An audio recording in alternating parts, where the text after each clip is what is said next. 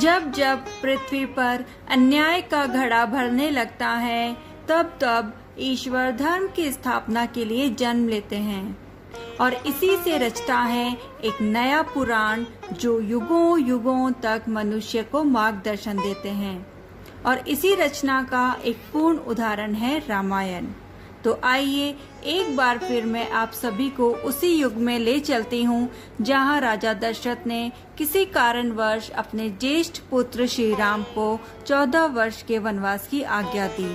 राम अपनी पत्नी सीता और अनुज लक्ष्मण के साथ वनवास के लिए निकल पड़े। तो आइए देखते हैं वनवास के दौरान प्रभु राम को किन किन परिस्थितियों का सामना करना पड़ा। वनवास के दौरान प्रभु राम अपनी पत्नी सीता और भाई लक्ष्मण के साथ जंगल में रहने लगे। एक दिन रावण की बहन सुपन्खा ने राम को देख उनसे शादी करने की इच्छा जताई, परंतु राम ने यह प्रस्ताव ठुकरा दिया। तत्पश्चात सुपन्खा लक्ष्मण के सामने अपनी शादी का प्रस्ताव रखती हैं, परंतु लक्ष्मण भी यह प्रस्ताव ठुकरा देते हैं।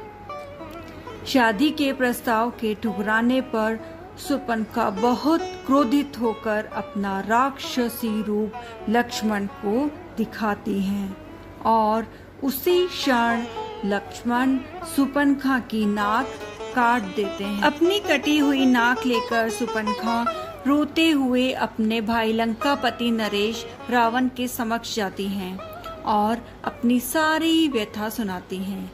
रावण क्रोधित होकर राम से बदला लेने की ठान लेते हैं।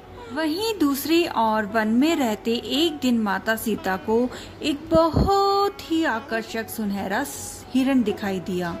माता सीता ने प्रभु राम से हिरण को पकड़ने की इच्छा व्यक्त की। प्रभु, ये सुनहरा हिरण बहुत ही आकर्षक है, क्या आप मेरे लिए हिरण ला सकते हैं?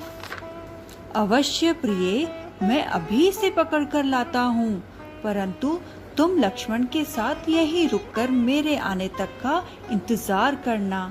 अवश्य प्रभु। और राम इतना कहकर हिरण को पकड़ने जंगल की ओर चले जाते हैं। बहुत देर तक प्रतीक्षा करने के बाद जब प्रभु राम नहीं लौटे तो माता सीता लक्ष्मण से आग्रह करती हैं, लक्ष्मण, आपके भैया अभी तक नहीं आए, मुझे बहुत चिंता हो रही है, वे जरूर किसी मुसीबत में होंगे,